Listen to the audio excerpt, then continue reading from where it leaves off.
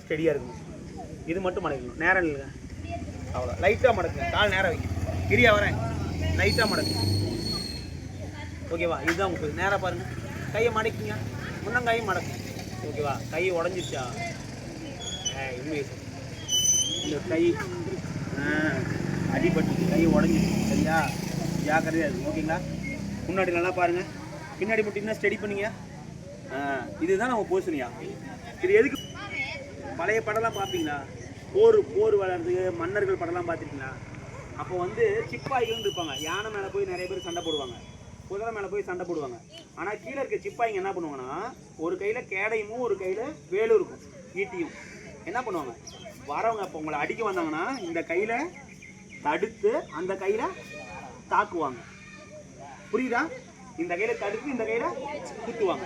அதனால நம்ம அந்த பொசிஷனில் நிற்கிறோம். ஓகேவா? அதனால தான் இந்த பொசிஷனில் நிற்கிறோம். நம்ம இடது காலில் தான் நிற்போம், வலது கால் நிற்க மாட்டோம். வலது கால் விளையாட்டு இருக்குது, ஆனால் நம்ம விளையாடுறது கதம்பங்கனால இடது கால் விளையாட்டுலாம் நிற்கணும். ஓகேங்களா? ஒரு 5 நிமிஷம் நிற்கிறீங்களா? கை வலிக்கும் பரவாயில்லையா? வெயிட் பண்ணுங்க, கொடுங்க.